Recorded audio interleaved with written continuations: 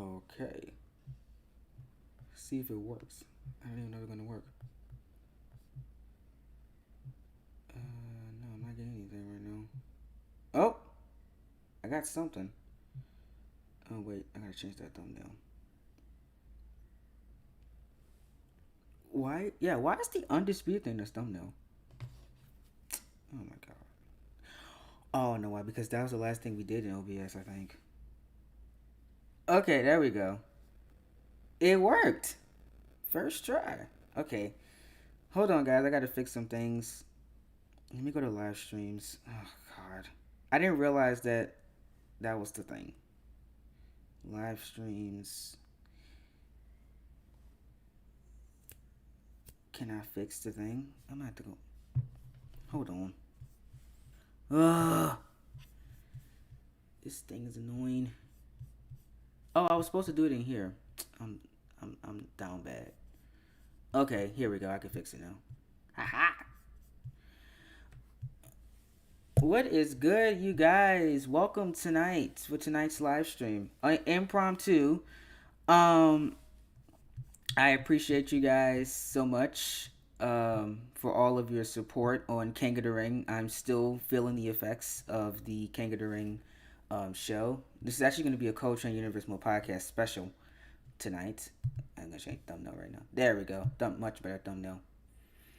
Um, what's good, Malachi? What's good, Bertie? I haven't done a stream in a long time. I think it's been like I think it's been 3 weeks since the last stream we did, which was the Universe Mode Advice stream that we streamed for about, I think it was about an hour and 54. So, we're gonna be here tonight talking about, in my opinion, well, it is the biggest week in the series history, with so much happening. We're going to talk about King of the Ring, go over some behind the scenes things with it because it is behind the universe. We're going to talk about all three super shows. I'm going to have some bookers in the chat with us tonight. They're going to go over some behind the scenes things. Um, you know, I'm going to talk about some original King of the Ring winners that we had, and something I found out about last night that's not happening anymore. Well, we're going to talk about that and so much more tonight on this Behind the Universe. But before we get into it, let me share this video out to everybody so people know that we're live. Um, I don't know why the thumbnail didn't change, but hey, okay, YouTube, that's fun. But I did change the thumbnail to like a Universe Mode podcast thing, but I don't know why it didn't change on my end. But that's YouTube being YouTube, so it changed for me. I don't know what's going on with that. But before we get started, I'm gonna share this video out to people, and we're gonna try to get at least one. Well, I need the Raw Booker in here. Um, um, and get at least one NXT Booker. I have a few announcements I want to go over before we get started. That yes, technically it's a live stream podcast. I could do this on the Train Talks podcast, but nobody watches the Train Talks podcast like that. Even though it does get a lot of hits, but and the universe most stuff does do well on there. But I don't feel like talking and recording a Train Talks podcast. I want this to be interactive. So this is going to be a universe mode podcast that's live behind the universe. We're gonna call it. I love that. It's a nice ring to it. Um, but yeah. So we're gonna get right into it. First off, I want to talk and thank you guys for 1.9K. We finally how it looks right now. Yeah, it kind of does. We finally hit 1,900 subscribers. I believe early this morning we did. I checked I think actually it was last night. I checked my subscribers count. I was looking at the views because YouTube still hasn't updated the current views for King of the Ring. King of the Ring on your dashboard has 200 something views, but it's nearing 300 views in YouTube Studio. I don't know what's going on. They're still counting views from yesterday. I don't know if we broke the YouTube system. I don't know what's going on.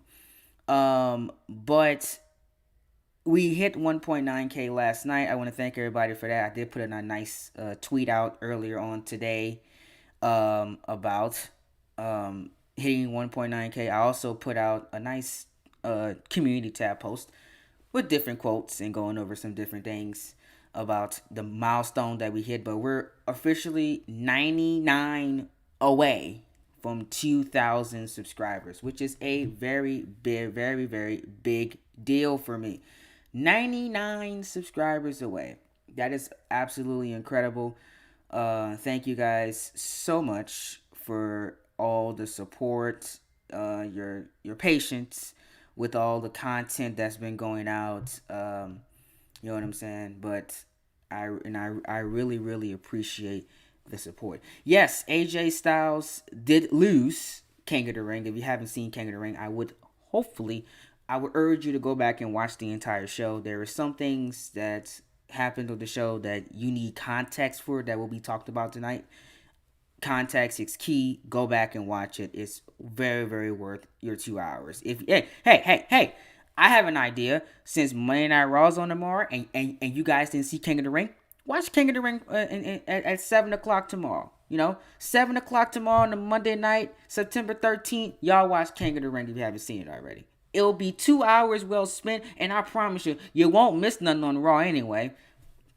I'm just saying. So hey, just an idea, watch King of the Ring during Raw tomorrow. You actually feel better about watching quality professional wrestling than watching a 3-hour slugfest of sleep that's only have one or two good things on the show. That's just my take on it. Hey, you might enjoy Raw. I enjoy Raw some weeks. Sometimes it's not that good. But that's not the only thing I want to talk about. I want to talk about an announcement that will be put out on Twitter and in the community tab. We are looking for a new booker for NXT for season 8. There will be some people that are taking a leave from CTP after this season is a wrap. Actually, there's somebody leaving after SummerSlam of this season due to life getting busy and new projects and other stuff that they're working on.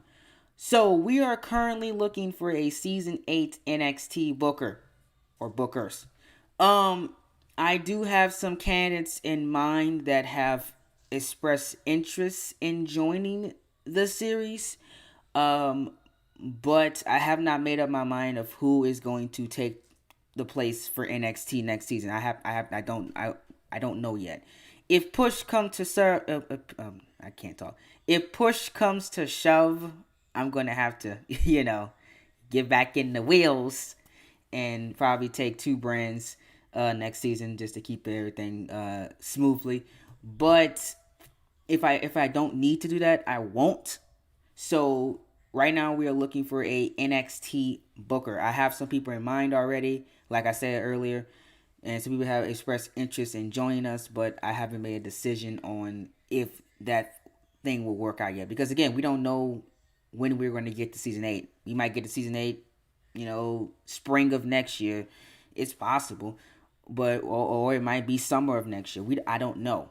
We're like almost to the halfway point now, and it's almost October. So the timing is going to be very interesting when season 8 gets here. But there will, like I said, we're going to be looking for a new booker. If you are interested, I will put out the tweet and I will put out the community tab post by the end of tonight. And if you express your interest, I will write your name down and I will get with the current bookers that are going to be staying next season. We're gonna talk about it. The candidates. I'm gonna get with the NXT bookers currently. We're gonna come to a decision of who's going to be taking NXT next season. If we have a new booker for NXT, which hopefully we do, or bookers, I will announce them towards the end or when we get closer to WrestleMania of next year, WrestleMania season 7, I will announce that and we'll get the ball rolling on that situation. But that tweet and community tab post will be going out to the public tonight. Whenever I get the full statement out there, and that will be tweeted. So again, think about that. If you're interested in doing what we do on a daily basis and make quality storytelling, quality production, wrestling done right, professional wrestling at its core with all three brands. If that's something that you want to do and something that you're interested in, let me know and we're going to talk about it, and maybe hopefully we can get your name in there. For CWF people, I am considering a couple names for guys that are in that series. And like I said, I'm gonna talk to the other bookers and we'll see. And I'll just hit some of you guys up if you're interested in taking a brand, because we don't have anybody for NXT right now. We got people for Raw set, SmackDown set, but NXT is kind of like that question mark that I have right now for next season. So, like I said, I'm going to figure it out and we'll get everything together. There will be no worries from you guys. Just don't worry about it. But I'm just going to let you guys know that we are currently looking for somebody. But that's enough for the talking and enough for the announcing with that. What's up, Dino Man? Welcome to the stream. How you doing, man? Thank you so much for joining us tonight. Thank you for everybody that are all here and joining us tonight. So I have a poll for you guys that I want you guys to answer. Based on what you've seen this week from all three brands, what was your favorite Super Show this week? I'm going to actually put all of them. I'm going to put the poll up, and I want to hear your opinions. What was your favorite Super Show? Was it Raw, the Fight Night? If I can spell tonight, Fight Night, NXT Headstrong, or was it SmackDown, the Chips or Down? What Super Show was your favorite of the week? And that poll is going out right now. What Super Show caught your eye the most this week? Was it the final show in the Hammerstein Ballroom, the Fight Night that was heavily promoted with Mikey Dyer and Lorenzo Samson for the Creators World Heavyweight Championship? Did that match catch your eye? Was it the flamboyant Darren Tarleton's debut at NXT Headstrong against Kenny Omega? Did that Super Show catch your eye? Or was it the Pete Dunne saga with the Chips or Down in front of a flamboyant Las Vegas crowd in Sin City with King Dar and Pete Dunne being the headline? G.O.D. winning the tag team championships. Was that your favorite show of the week? That poll will be up. Then that poll will stay up for the rest of the stream. And I want to see, as I talk about all three of these shows, because all three of these shows will be talked about in this stream, and break them down and give them a ranking out of 10. I want to see your guys' opinions. What was your favorite show of the week? One more question. If you can, and you have seen all three shows, can you, for me, rank them from best to worst? So put them 1, 2, 3 in the chat down below, and I will respond to all of your replies in the chat. Rank all three Super Shows, the Fight Night, Headstrong, and the Chips Are Down, from 1 to 3 in the chat, from best to worst. Which was your favorite? out of the entire week. If you can't do that. So, that is the topic of tonight. The biggest week in CTP history. Why is this week, out of all weeks, out of all the last 6 seasons that we've been doing this and counting, because we're not stopping. Why was this week the biggest week out of them all? Because this week, to me, culminated a lot of things that was the core and cups of season 7. The vision that I had whenever I was doing season 7, this week showed in everything that we did for each show. You know, this week, you can actually revote. I think you can change your mind. I don't know how YouTube stream polls work, but I know you can change mine on community tab. I don't know. This week, we actually got a Headstrong. Okay, interesting. That would have been our first vote for. Oh, there it goes. Oh, that sucks. That kind of sucks that you can't change it. But technically that should be 2 votes for Headstrong. Well, not 3 votes, but there you go. All right, 6 votes in so far. We got 50% for Fight Night, 33% for NXT Headstrong, and 17% on SmackDown. The chips are down with 6 votes in, so that's interesting. And we're another vote coming in, 43. Okay, so now Headstrong and the Fight Night are currently tied. Interesting. It showed the embodiment of everything that we have been working for in season 7. You know, the core and the vision behind 3 brands that are uniquely different from each other and have uniquely different styles from one another was shown in the Supershow week. Come on. I mean, yes, you have a favorite show, but you can't tell me that there was one bad show this entire week. Has that ever happened this season? Has there ever been one, like, a week this entire season where there was not one bad show? I can name plenty of weeks that we had pretty mediocre shows. Because admittedly, not all shows are created equal. Not all shows have the right mindset to it. There has been some off weeks that we've had shows. But with Super Show week, and this is just my opinion. This is my opinion. I don't know about y'all's. In my opinion, for Super Show week, there was not one bad show. Not one. Monday Night Raw, as always. I don't think there's been a bad Raw since that infamous Raw that me and Expert always talk about.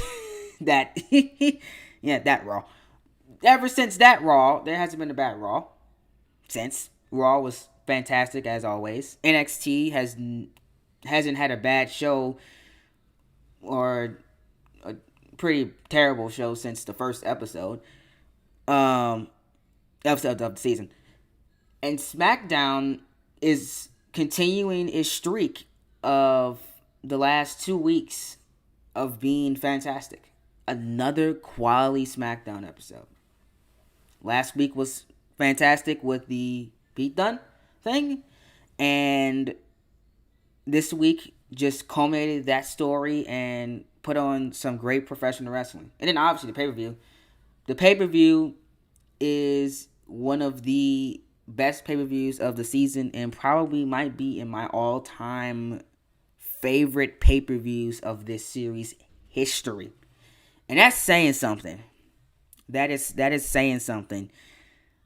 I have made so many pay-per-views over the years, and I've done so many shows over the years, and they are, you know, wow, we have a two-way tie for second, and NXT is currently leading the poll at 40% right now.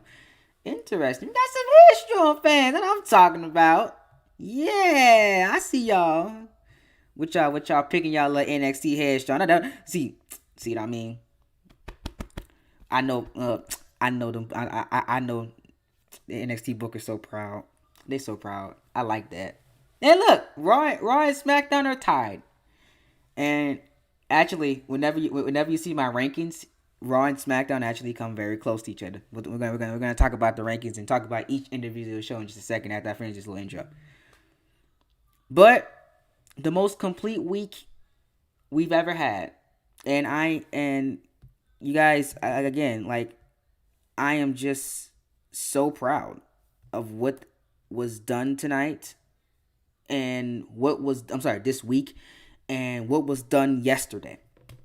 It just blew my mind and was utterly fantastic.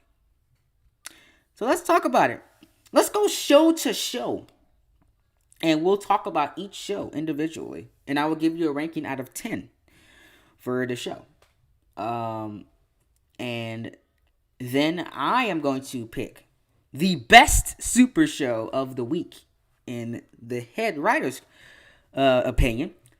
And then I'm gonna rank each of them from best to least best, because none of them were bad, but it will be best to least best, I guess. All right, let's start off, and I'm also gonna talk about King of the Ring just a little bit, and I will rank that too. And you guys are actually gonna be stunned at what I say about King of the Ring and the ranking. It's going to be one of the first times this season I have ever done this. And it might not be the last time. We'll just have to wait and see. First, let's start off with Monday Night Raw, the fight night. Whenever Expert came to me and he said that we're going to have a month in Hammerstein, and the Super Show was going to be in Hammerstein, I said that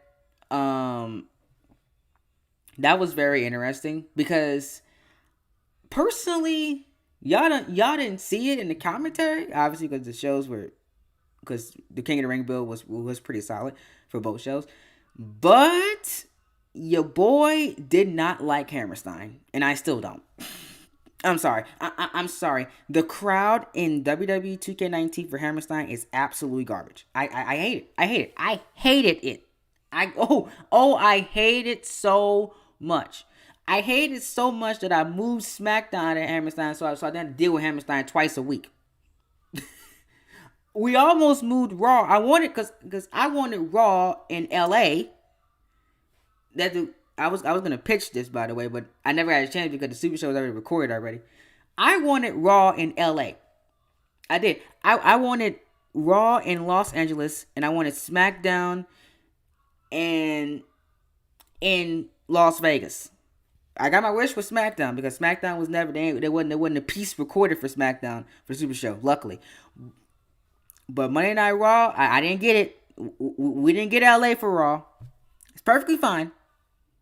The Super Show was still good, but god dang that Hammerstein crowd. Oh, I don't know what it is. 2K, y'all need to fix that next game. It was there in a doorknob.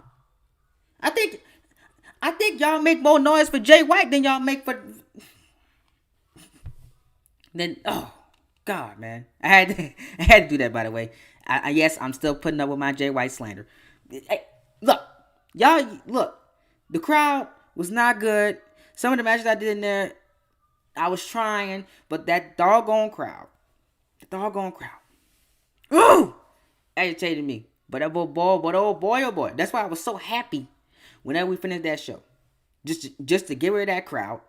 And then the second reason why I was so happy was because NXT and SmackDown were in arenas. They were big.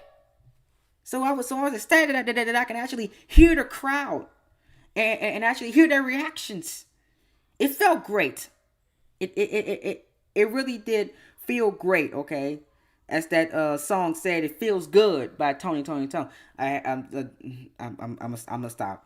I'm gonna stop with my little corny jokes. But man, so that was a little fun nod, behind the scene nod for you guys. Another thing that I want to talk about this show was that, you know, so like, you know how, like, my bookers don't tell me things that we that this has been on record many times, that they don't tell me anything. So I did not know what whenever the fight night, I didn't know how certain things ended or how certain things were going down. I had no idea. So the live reactions on commentary, I knew who some people were winning, but I didn't know like certain details about what was going down and who was showing up or whatever. The live reactions on commentary were purely live, you know, purely live reactions. Cause they don't tell me anything. See, especially that doggone expert game, he don't tell me nothing. He hiding things for me. Who gonna show up when? But see, especially, oh my god, man, like, y'all, and I tell them do that, but like at the same time be like, dang, y'all really got me. But I tell them do it for a reason, because the reactions be more special when you do it, when they do it, And indeed, it did work yesterday, because yesterday I had some of the best reactions that we had all season, and man, oh man, especially with that boy John Cena and Bobby Lashley. Those were some great reactions. So keep that up. You know, like I know some things that are going down the next few months, but they know if they tell me now, more than likely I'm going to forget, and when it happens, I'm going to pop. It happens all the time. Like, for example, he told me, how Lorenzo Sampson and Mikey Dyer ended 2 months ago. Boy, little to behold, Lil Coltrane forgot about it, and I popped on commentary like I didn't know what was gonna happen. That's what they do. They always tell me things like we might be in a Discord call, we might be talking about matches or whatever and shows. Oh, they tell me, oh, this is gonna happen then, and then a few months later when we get to it, I forget. It happens all the time. I forget about it, and then I just go crazy on commentary. It's an endless cycle. It's an endless cycle, man. They tell me things, but I forget. You know, especially like so much things going on in life, you forget things like returns, stories. I can remember stories like that. I don't need a script on commentary. I don't need that. I remember stories like that. I remember what events like that. But like with returns and debuts, didn't go on my mind. They leave, and I always never see them coming at all. It happens every single month. I swear, not making this up. But overall, the fight night was a fantastic show. I have no complaints about this show at all. I thought the wrestling was great. The storytelling was fantastic. And it's not because, oh, you're sucking up to Monday Night Raw because yeah, Monday Night Raw is supposed to be your, no, it's no. If I had a problem with it, they know good and well I would tell them if I had a problem with the show. I don't suck up to any individual show. I just call it like it is. Like there's, I don't know what can I nitpick on this show. Like, is there anything I can nitpick? I don't even know. I don't even know. Looking back at it, I don't know. I I don't know. I guess Jay White and Randy Orton. I mean, it wasn't my favorite match tonight, but that's not saying it was bad. It was a pretty good match, but based on the other matches on the show, it wasn't the best match on the show. Keyword. It wasn't one of the best matches of the night, but it was pretty good though. I mean, Everything else was perfectly spot on. Timothy Thatcher and Only Looking was a very, very great surprise. That was awesome.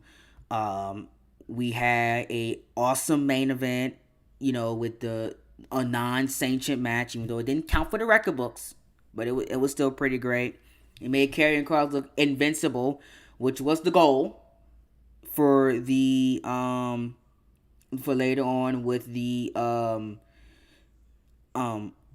of the Ring stuff that you guys seen yesterday.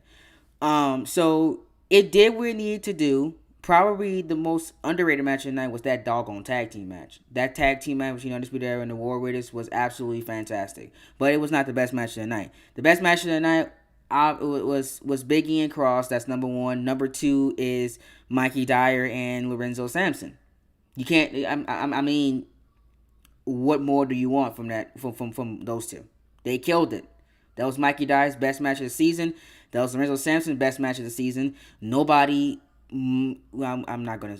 This might not age well, but as of right now, I don't see anybody giving Sampson a challenge, and testing him the way that Mikey Dyer did. Even though Mikey Dyer did lose by controversy, he did.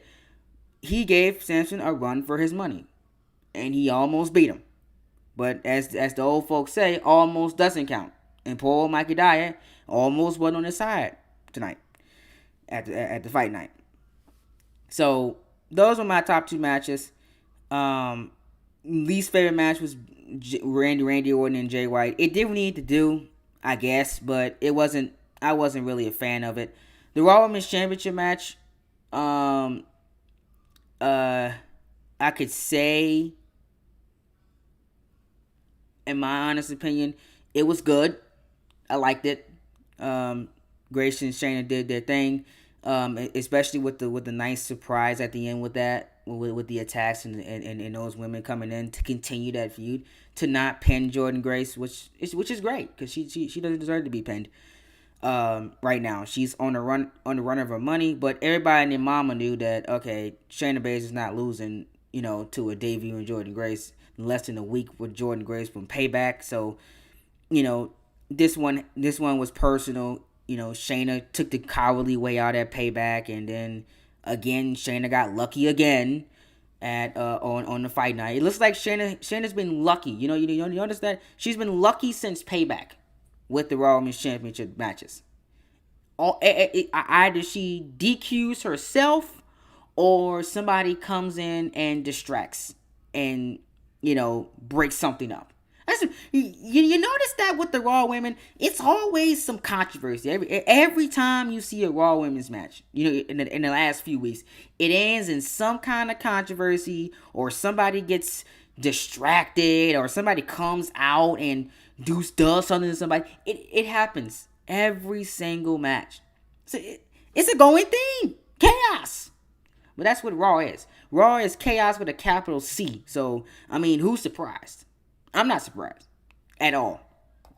So yeah, I think, and overall, if I have to rank the Raw Super Show, the weakest match was the Jay White and Randy Orton match. If not, this will be it would have been almost a perfect show. It would have been a perfect Monday Night Raw episode with the fight night. But since Jay White and Randy Orton was kind of not my favorite, I will give it a 9 out of 10. For the rankings, it was a very, very solid show. But it's a solid 9 to me. Out of 10. So there you go. Good job, Monday Night Raw, and I cannot wait to see what you guys do in the coming months. Yeah. Didn't at Vengeance she kind of like destroyed her opponent, and it wasn't even close. But she won. But Jordan Grace is the only woman. You notice Grace is the only one that she's had issues with, and she has not beaten yet as a pinfall or submission. Everybody else has been choked out or pinned by Shayna Baszler. Grace is that problem though. She can't. It's for some reason. She can't put away Jordan Grace. Yeah, it was kind of even. I would say, yeah, I would say Shayna had the advantage a little bit. But Io gave her a fight and she didn't tap. So that's a key detail with her. So Io still has that. She said she can still put her name in the basket um for a future shot at Shayna Baszler because she never tapped. She passed out. She didn't tap out. But Shayna Baszler got the W, but she didn't tap her out. So that's something that we can um, that Raw can build off of and stuff like that. All right, Raw Booker, anything you want to add on to for behind the scenes details with Monday Night Raw for the fight night? And I would love to know you guys who are in the live chat. What was your best match of the fight night? Was it Samson and Dyer, Biggie Cross? What match did you enjoy the most out of the Monday Night Raw Fight Night Super Show? Let me know that in the live chat as well. But if experts don't have anything else to add, we're gonna move on and head on to talk about NXT Headstrong. Because yeah, that was a fun show. Yes, there were some adding mistakes that you know that that we had to talk about that and had to be fixed with the show. So the reason why it took a little extra time to come out because we had to re-edit a whole match because it was edited improperly and not done the right way. Same with Mikey Dyer and Lorenzo Sampson. You know, that had to be re-edited as well. Don't forget about that. Don't forget about that. That had to be re-edited as well. So, those were some fun little behind the scenes things that you wanted to know. Um, Another fun fact, I believe that this was one of the last commentary jobs that were done at my house before I moved into my dorm. Now, obviously, you guys can tell that I'm not in my dorm right now. Because of the hurricane, I still haven't um,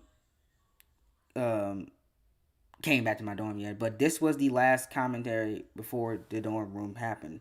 NXT Headstrong was the first dorm room commentary, which you guys never noticed because of the editing I did that I'm going to talk about in just a second with my voice. Um.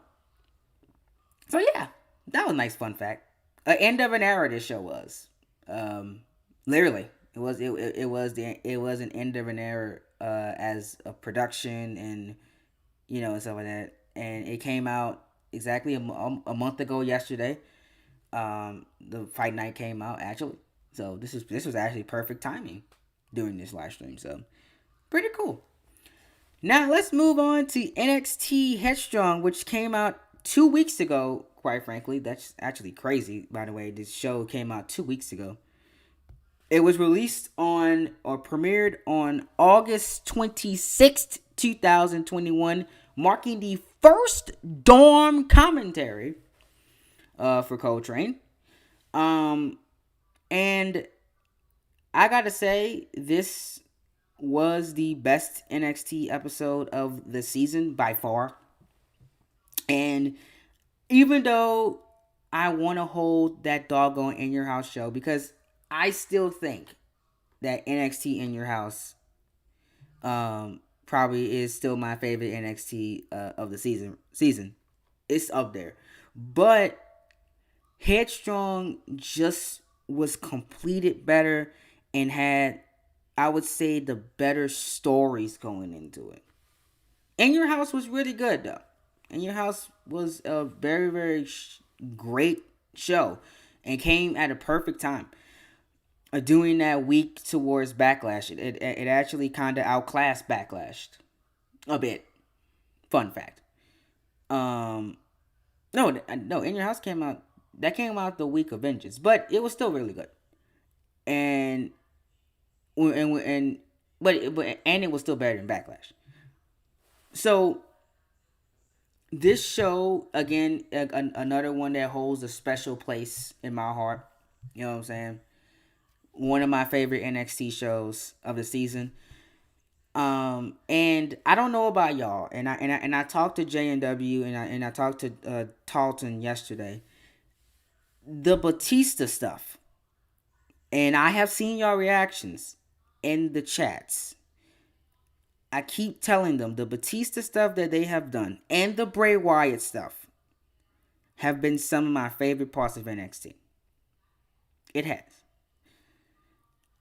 Based on, think about this for a second, guys. Batista was the WWE champion last season. Had one of the best runs of the season by far. Him and King Dar were the top two in the company at the time. You can put Velveteen Dream's name in there, even though we try to forget about him sometimes.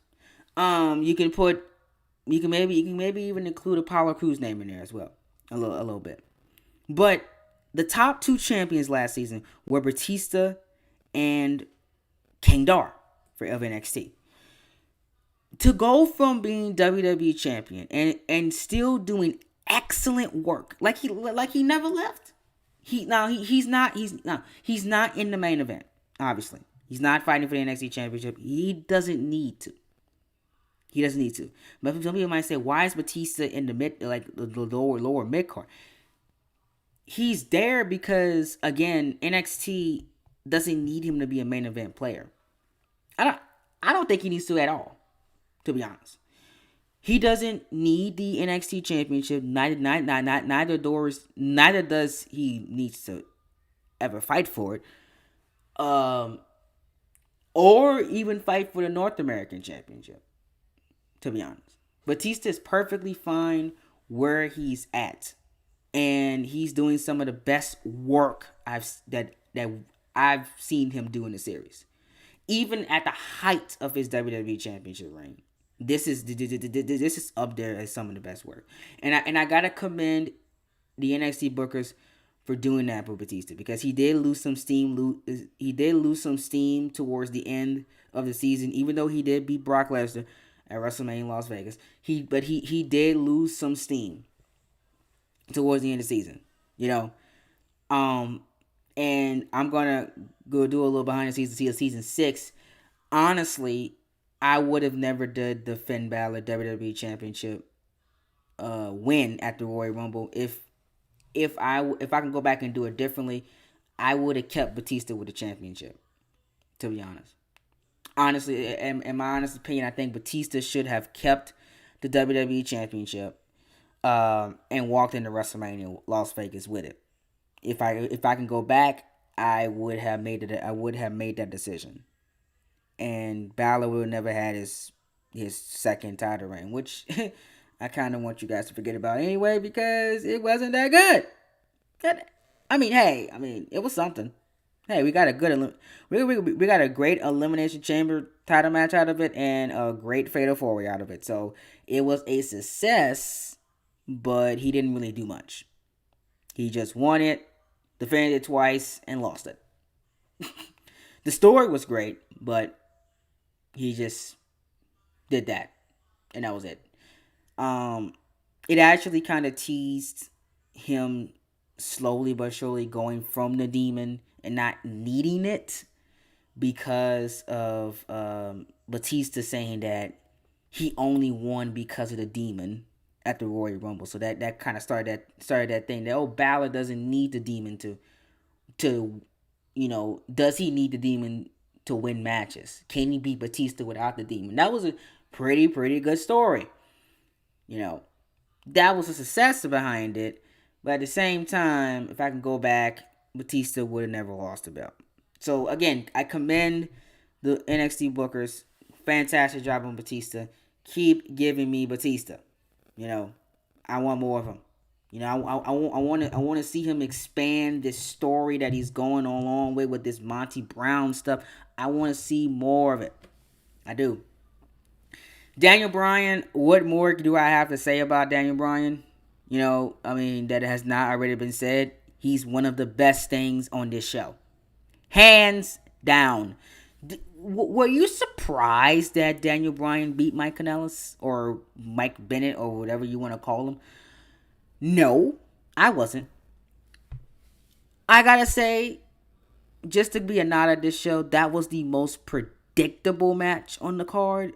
I mean, nobody in their right minds picked Mike Kanellis to beat Daniel Bryan based on what you've seen on the entire a card of the entire season. We barely seen Mike Kanellis anyways. He was barely on the show, and he just wanted to challenge Daniel Bryan just to prove his worth, and he got his comeuppance and lost. This was one of the most predictable matches on the card. Not saying it was bad predictable, but it was predictable. I mean, anybody in their right minds would have picked Daniel Bryan to win this match. You know what I'm saying? It wasn't a bad thing, but Mike stood no chance. He stood no chance. No chance in hell. I think that would have been one of the most stunning things, and probably would have changed the tide of NXT if Mike Kanellis would have beat Daniel Bryan. That probably would have been the best, would have been the upset of the year. Seriously. It would have been the upset of the year if Mike would have won. But nothing, and I mean nothing would have topped that. Nothing. Unless maybe Kenny King would have done something as equally as impossible. He probably could have topped it. Or something along the lines. But I mean, like, as a general upset, like legit an upset, that would have been it. Not even Adam Cole beating Crossbody would have by 10 count. Would have been bigger than that. Because look at what Daniel Bryan has done in NXT. Just in the few months that he's been there. Already the NXT North American champion. Poor old the first NXT North American champion. He ain't last long. Man's got he was over and done with in less than, I believe it was like 4 weeks. Gone. Boom. Out. Boy, got rid of him. I mean, and then he was just beating on people. Like, dude is going crazy. Poor Buddy Murphy. Buddy Murphy, he had a decent reign. It wasn't nothing. It was the Daniel Bryan show. Literally, it was the Daniel Bryan show. That's what his title reign was. It was all about Daniel Bryan, elevating Daniel Bryan. The Best of 5 was fantastic. Yes, it was. There were some great matches in that Best of 5. But did you really see Daniel Bryan, losing that Best of 5? I could have seen it, but he lost. And Buddy Murphy, I wouldn't say he's been forgotten, but he hasn't done anything since. I believe he's hurt. I think from what they told me, I think he's hurt. From what Daniel Bryan in the last couple matches that he had with him. But like I said, this was one of the most predictable matches on the card. Even the Monty Brown match was not that predictable. Honestly, Monty Brown realistically probably could have beaten Rob Van Dam. Realistically, based on what you've seen from TakeOver Chicago 2, Monty Brown could have won. He could have won. Honestly. But Mike Kanellis, no. Mike Kanellis had no chance. he had no chance at all. You know what I'm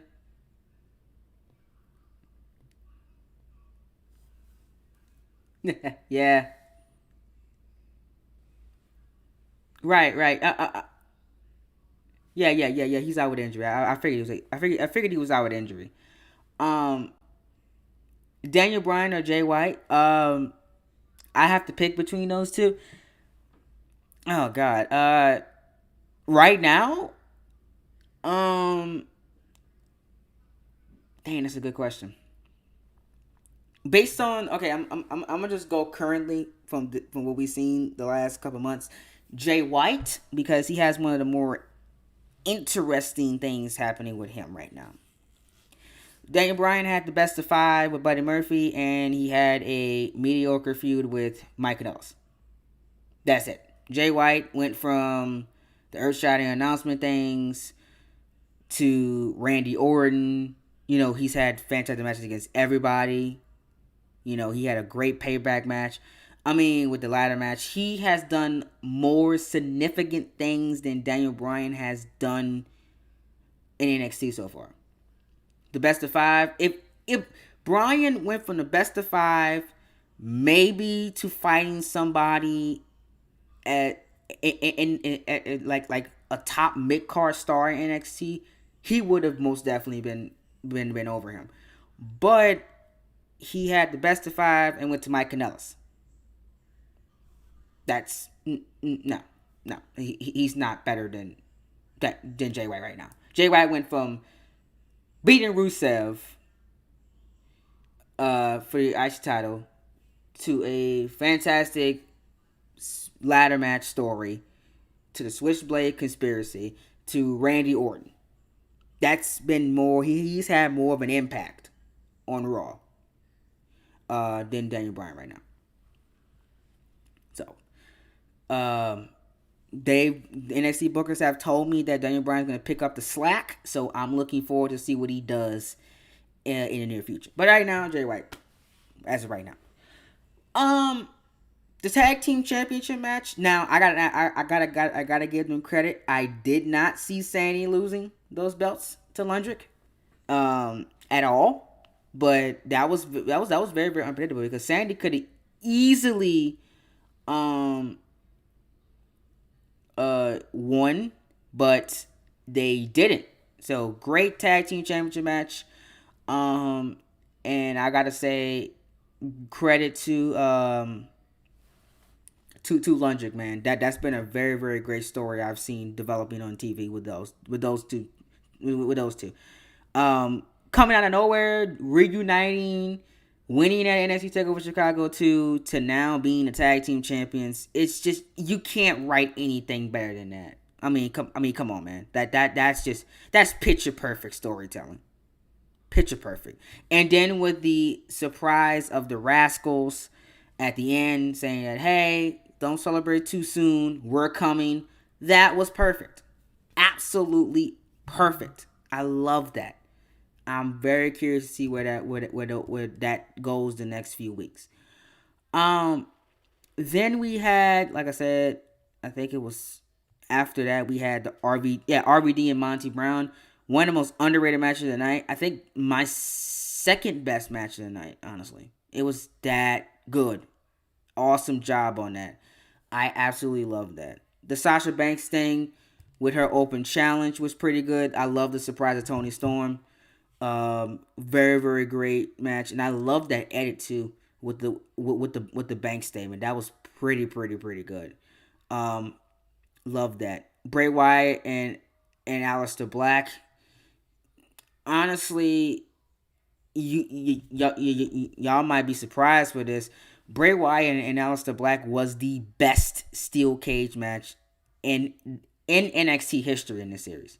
Nothing is gonna top that.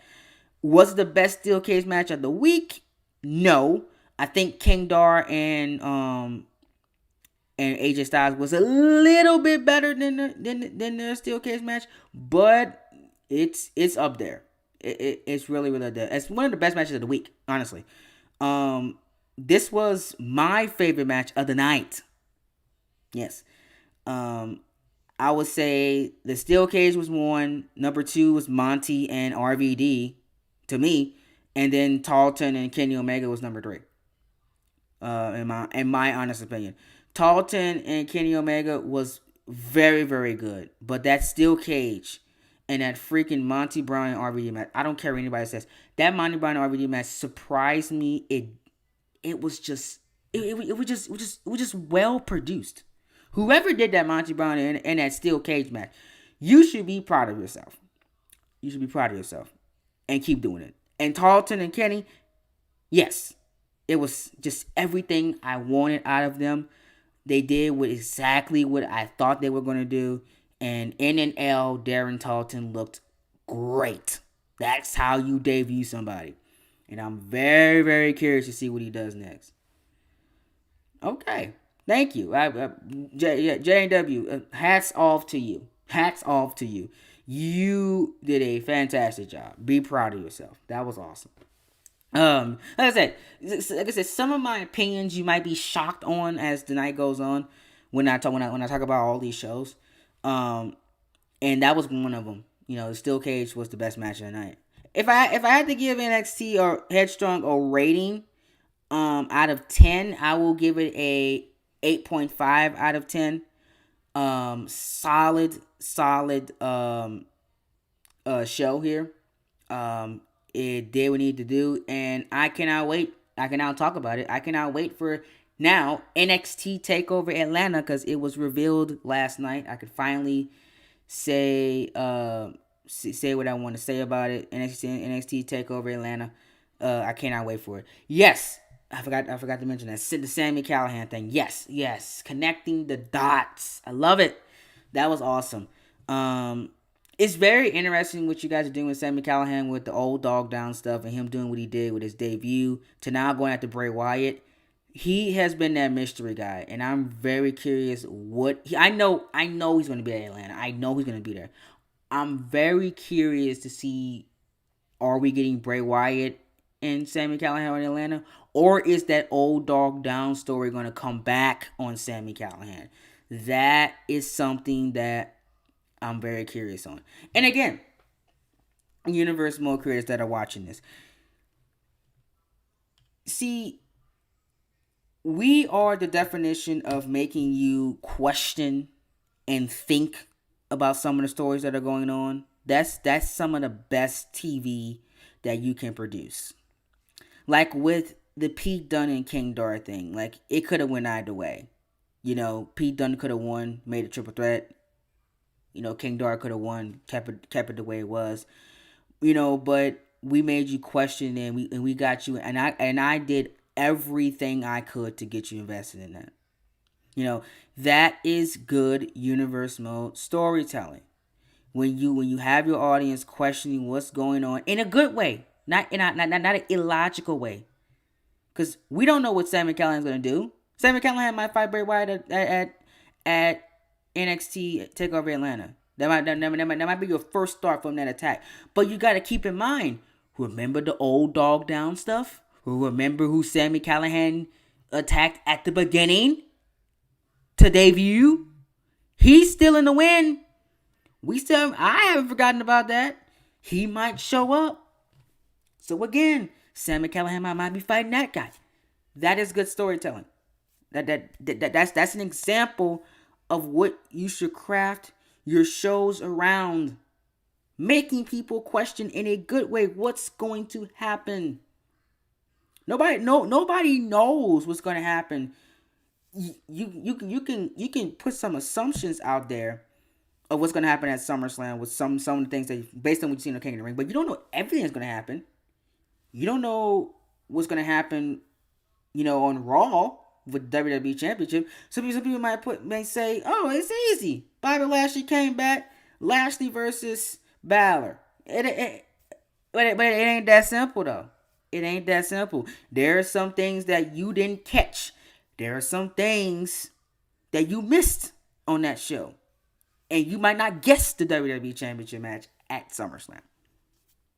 You might be spot on with the money. It looks like Lashley's next, but nothing's concrete yet. Like I said, you gotta keep watching. Same with Jay White. What's next for Jay White? It looks like we know what's next for him, but we know how he is. That ladder match came out of nowhere at Payback. Out of nowhere. All these challenges just came for Jay White for payback after what he did at Vengeance. Out of nowhere, that came out of nowhere. See? That's another example of, oh, I can guess this. No, you can't. No, you can't. But you do know one thing that's going on at SummerSlam. And you know, based on what you've seen, you know, Ricochet won King of the Ring, right? He's your King of the Ring winner. He's on SmackDown. King Dar retained. Obviously, that match is happening. It's main event at SummerSlam. Like I said, a SmackDown guy won King of the Ring, which means he's going for the SmackDown World Championship. Simple as that. That's the only match that's confirmed for SummerSlam. Only. Because he won the King of the Ring. That's simple. That's why he's getting the opportunity. He didn't just get an opportunity. Oh, just because I'm the one and only. I'm King Ricochet. No, he earned it. That's the only match you know for King of the Ring. I mean, not King of the Ring. For SummerSlam right now. Rest of the card, you have no idea. But you can maybe put the pieces together from what you're watching to guess some of the matches. And see some things that are going to happen. But I put that example out for NXT is that's picture perfect storytelling and making me guess. Because, like I said, they don't tell me everything. So, you know, like I said, they don't tell me everything. So I didn't know what was going down. You know, now the way it was placed, the championship matches were before the main event. So both Balor and King Dar retained, which means as a viewer, you're like, okay, this can go either way because the King of the Ring finals was the main event. So are we getting Owens, Balor, Lashley, or maybe with the question mark of Bobby Lashley, you know, with him, or are we going to get King Dar and Ricochet as a viewer? Because based on what you've seen in both championship matches, it was placed like that for a reason. Because we didn't want to make the finals predictable, and it wasn't, because Kevin Owens could have easily manhandled Ricochet and won, which he almost did, by the way. He almost won that match. He was targeting that back. That back was the story, and Kevin Owens almost won that match. You know what I'm saying? So that was very interesting. Yeah, I can see you say, you know, once Dar won, you seen that, okay, Ricochet might win this.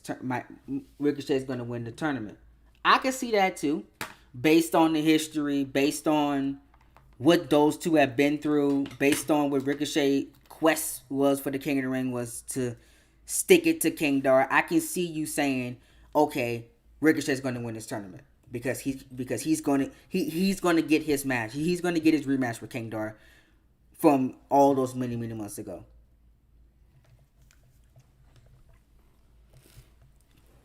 Oh, okay. Yeah. So, okay. I can see that because, again, Sami Zayn is gone. We haven't seen Sami Zayn since the Raw after Payback. So, I can see you thinking, okay, Sami Zayn's going to fight Kevin Owens at SummerSlam. I can see that. Because, again, we do that on purpose. We have things happen and we connect things back. That's what makes a great universe mode, when you have those connections to previous things. Okay. All right. So, hold on. I gotta plug up my computer for a second, and then we're gonna talk about SmackDown, and then we're gonna. The last thing we're gonna talk about is King of the Ring, and then I'm gonna rank everything and close out here. Okay. Let me see. Ow. Alright.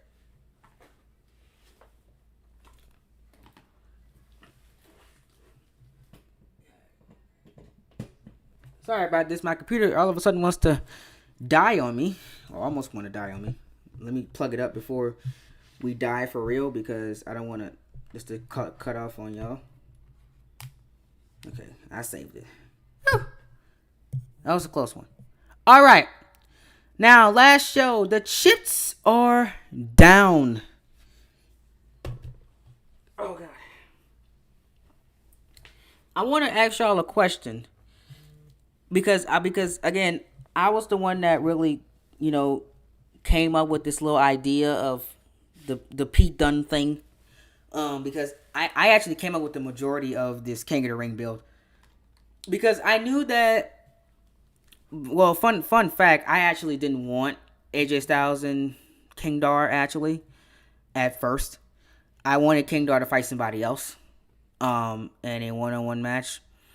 But I was convinced to do the steel cage and do the match again, and we ran along with it. But I thought it was a little bit too predictable.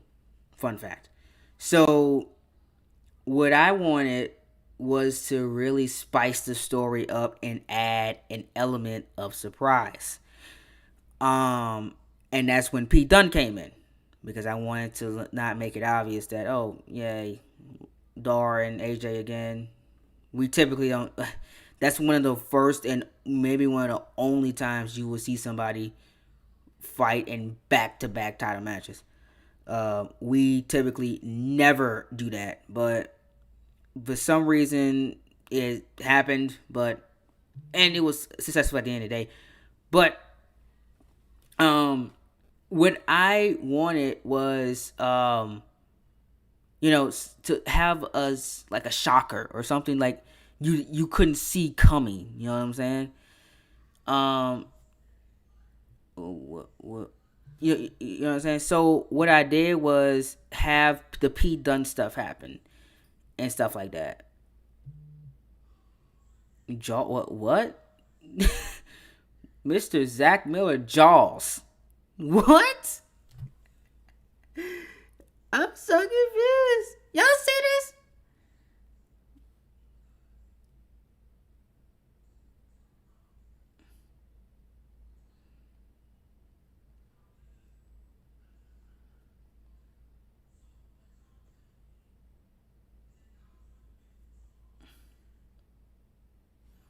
Oh my.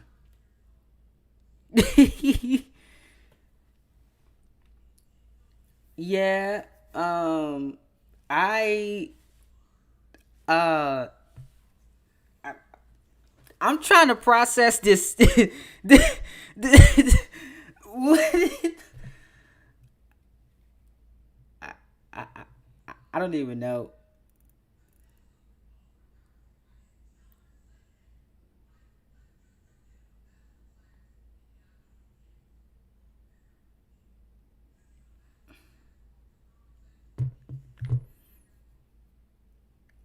Oh. Um. Okay then. That's very very interesting of what just transpired. Very random. Yes. I had a question, you guys. What did you guys think of me introducing the Pete Dunne element into the storyline with King Dar and AJ Styles? Was it a success? Because I think it was because Pete Dunne got over. But or was it you wouldn't have done that? Like because like I said, I wanted to make things interesting going into the King of the Ring with the World Championship, and let's just be honest. Let's just be honest. If that world title match was not recorded earlier or produced earlier, you might have gotten that triple threat. Pete Love, what? Man, what is going on?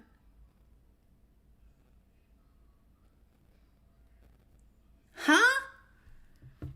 I okay. Okay. I think he likes. I think he likes basketball. I don't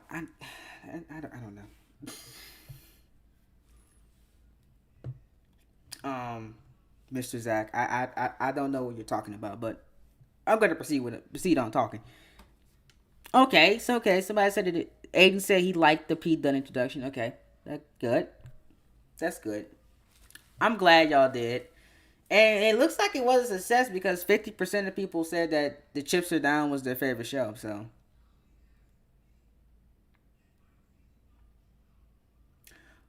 no, it will not be the end.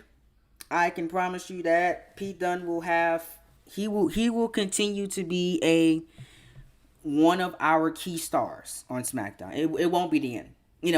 Yes, he didn't win because obviously the match was recorded earlier.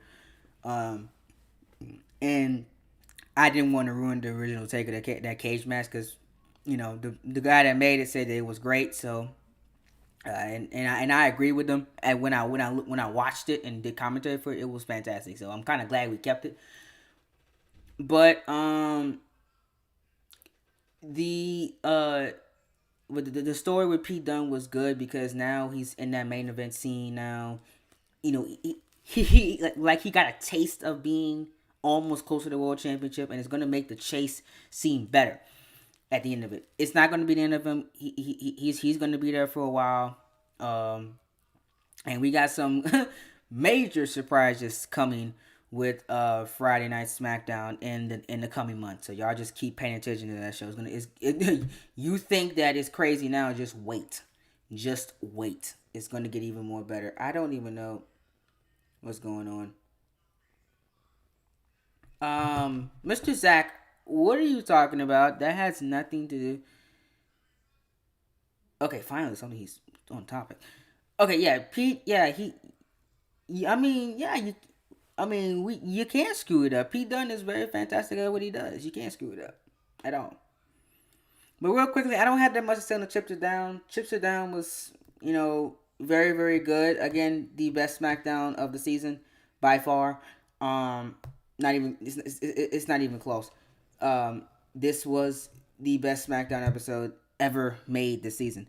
Um, I would say the best match of the night was obviously Walter and Corbin. Number two, I will give to Ronda Rousey and Becky Lynch, and number three is the main event itself.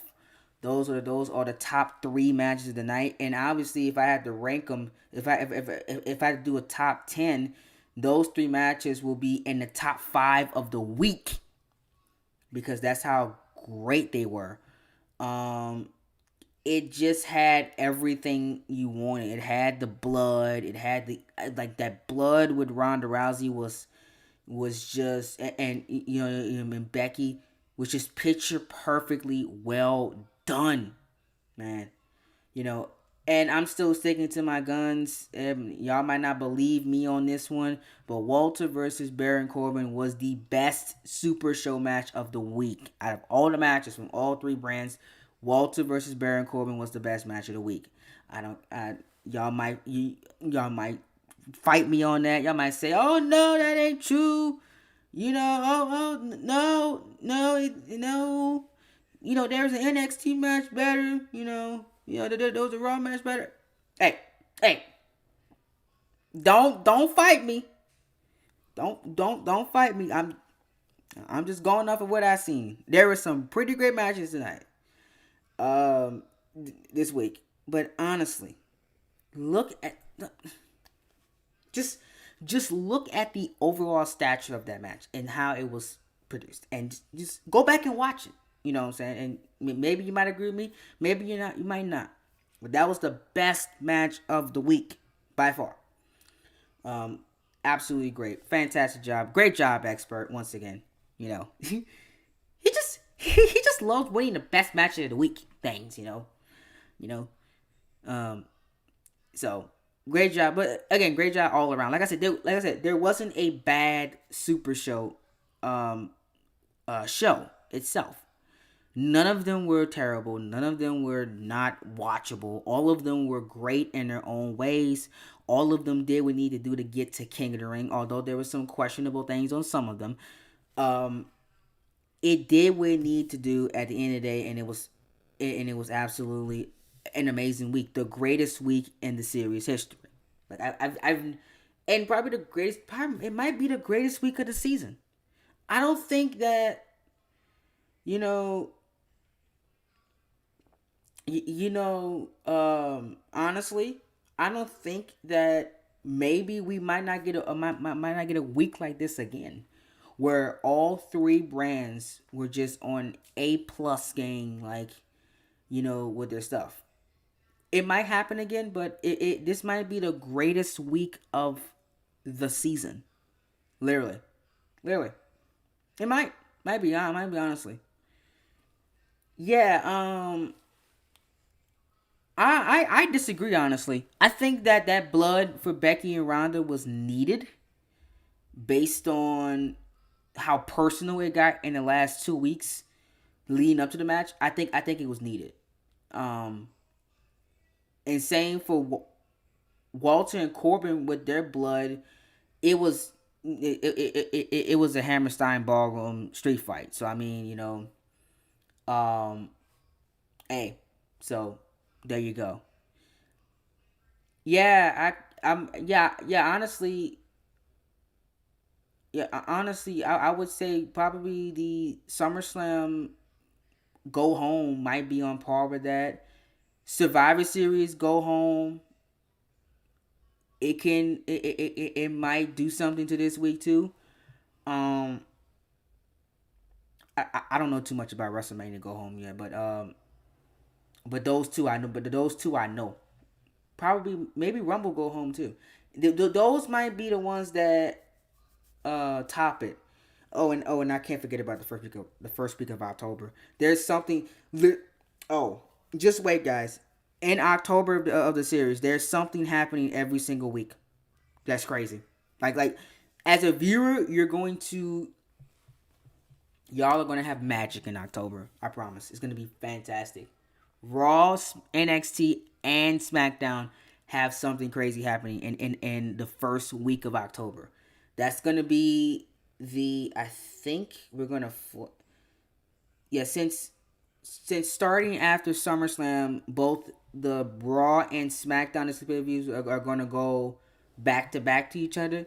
So I can't announce that yet. But whenever we get there and announce the pay-per-views, you'll see. But I can't announce what's gonna go down at the SummerSlam because some people be lurking and some people like to take my pay-per-view ideas. I've noticed it. Don't and take some of my names of things. I won't be surprised. Because this how you're getting big on YouTube. I would not be surprised if in the next 6 to 7 months somebody does a show named The Chips Are Down and has SmackDown in the title. It happened because it happened before. It happened before last season. Somebody I seen. I don't know. It was one a subscriber of mine. I was just looking up stuff. I think I was typing in Mega Main Event and it had Mega Main Event. I'm like, what? I just did that twice, by the way. And yeah, Mega Main Event. That was a show. I made that. I came up with that. Nobody was doing that before I did it. It's happened before. It's happened before. Um, I wouldn't be shocked. That's how you're getting big on YouTube when people are taking your names of stuff and creative ideas of things. That's why I typically don't like to announce some of my stuff until it's time to announce it. So it don't be like somebody just steals it or just takes the idea. It's like, oh, I'm gonna do that. It happens all the time, but it still happens anyway. You know, I want to see how many WrestleMania whenever the WrestleMania is announced. I want to see how many people go to that WrestleMania the following year. Now, this was a coincidence. Now, I didn't see this coming. Merce is going to WrestleMania in Las Vegas. I just did WrestleMania in Las Vegas last season, yet last year. This is a coincidence. Now Merce books ahead of me, by months. So that was it was a coincidence. But I've been wanting to go to Vegas anyway, for years. And I feel like that was the first big YouTube event to go. So I was like, yeah, we're gonna do that. That was a coincidence though. But I don't think Merce watches the channel. He might. He has popped in a couple times, but that was like years ago. I think it was like 2 years ago. The last time I seen him on a video was 2 years ago. It was a live stream of one of his videos. He popped in, and he is a mod of the channel. One of the greatest accomplishments that I've gotten so far in my YouTube career. So that was a fun nod. I was like, yeah, I did that show last year. Now you're doing it. Oh, and I was people. No, the funny part is the booker was like, some booker said to me, because we was in Twitter chat, and they said Cole, I know you're proud, and and they said I know you're smiling ear to ear because Merch just announced WrestleMania in Las Vegas, and I was like, absolutely, absolutely, I am proud because look. Here's how I put it. Look, here's how I put it, guys. Whenever Merce WrestleMania in Las Vegas premiere, that means my WrestleMania in Las Vegas gonna get traffic again. That means my views on my WrestleMania in Las Vegas might go up. We gotta look. Merce did a WrestleMania in Las Vegas. I mean, people might look for WrestleMania in Las Vegas's randomly, and they might click on mine.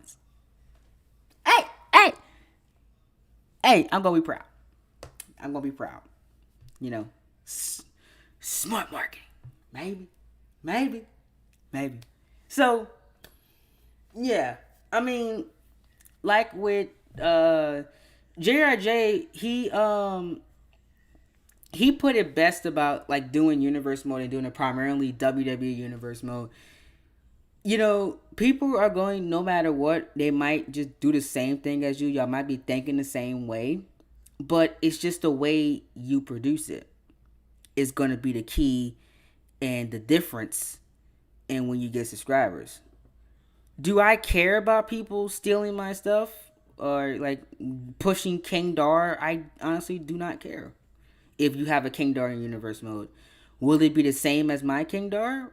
More than likely not. You're not going to mold him like I did, I don't think, unless you like steal my tactics. But you don't know how he's booked in my series. Do I care if Karrion Kross is booked the same way as my Karrion Kross is booked? I don't care because it's all about execution at the end of the day. I don't care if you go to Hammerstein Ballroom and I just went to Hammerstein Ballroom. That doesn't bother me. It's your universe mode. You do whatever you want. At the end of the day, it's all about execution. You know what I'm saying?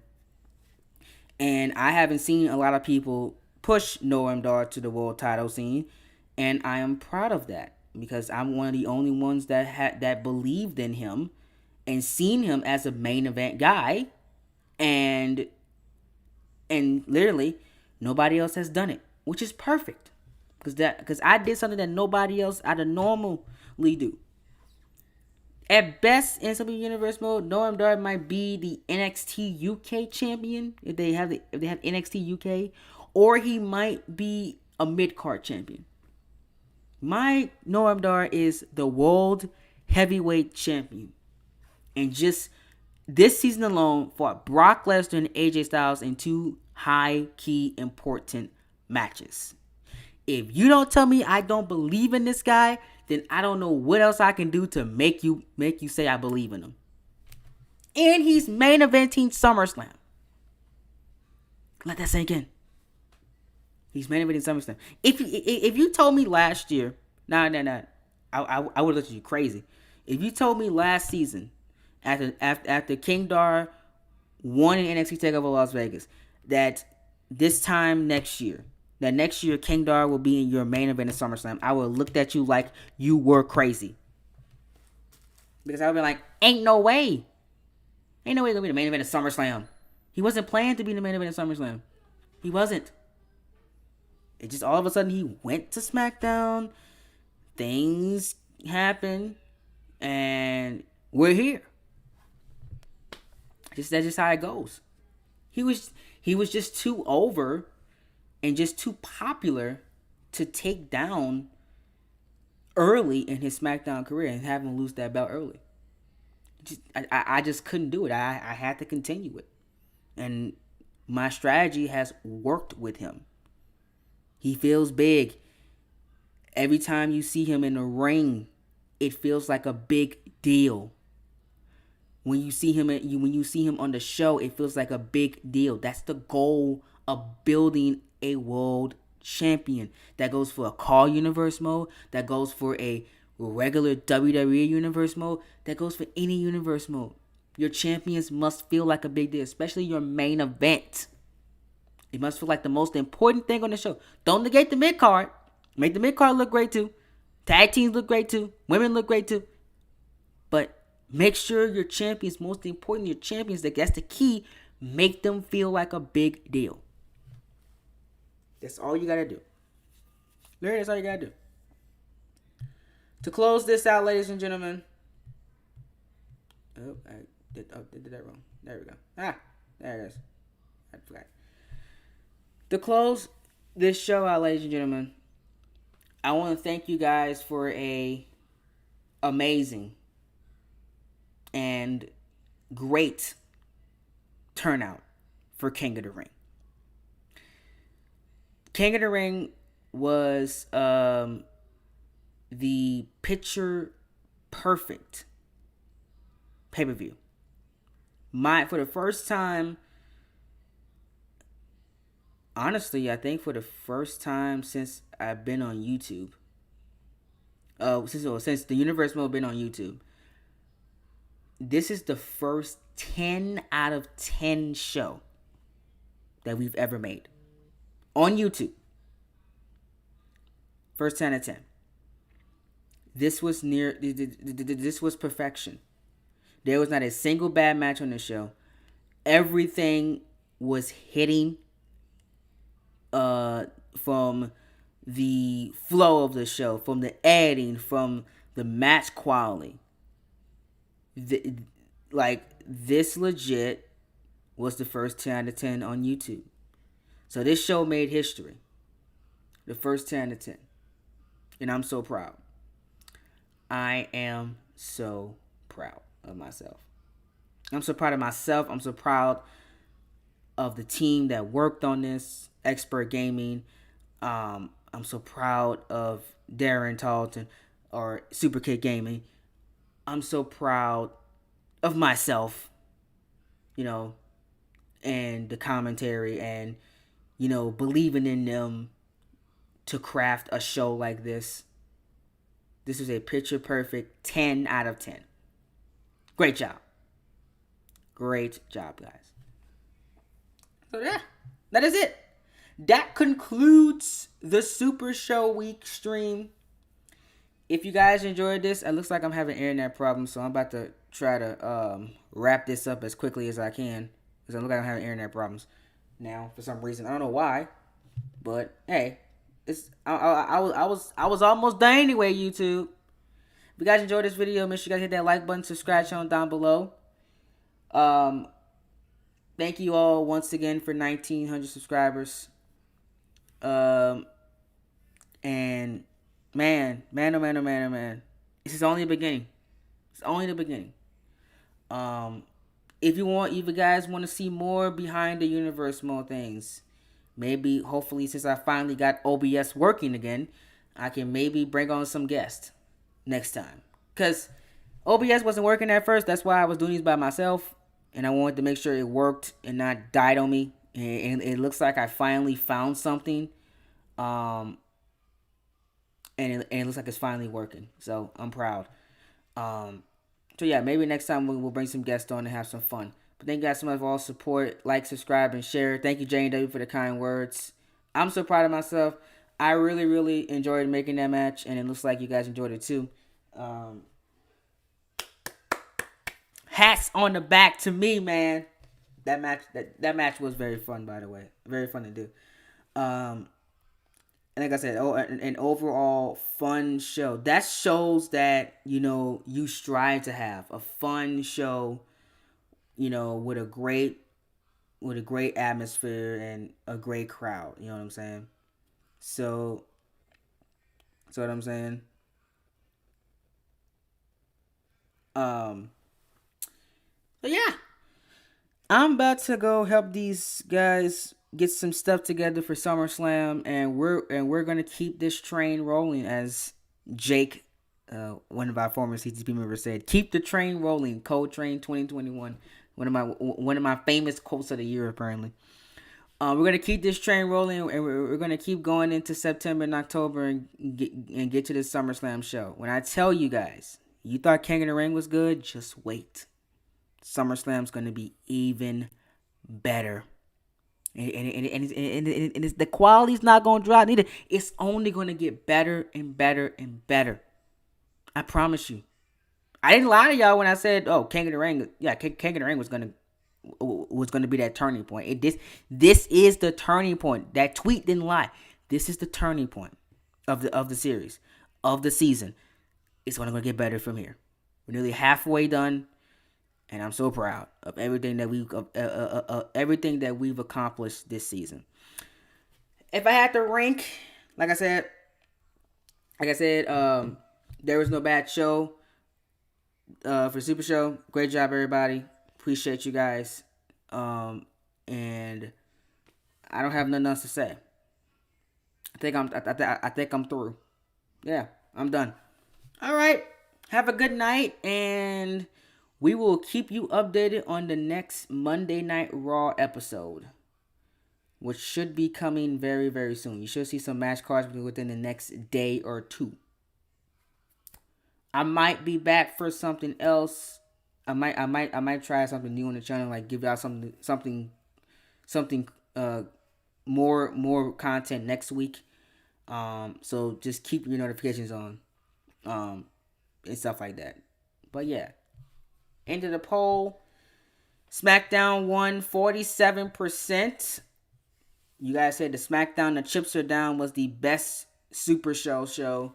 I think NXT came in at number 2. I can't see the poll anymore, but yeah, there it is. No, NXT and Raw are tied at 26%. So, great job. Thank God for voting. But I've been your host, Cold Train. So remember to be glorious at every single thing you do, and be phenomenal or be forgotten. And good night, everybody. See y'all in the next stream. Yeah, because I said stream. Keyword stream. We're going to be streaming more. See y'all in the next one. Peace out.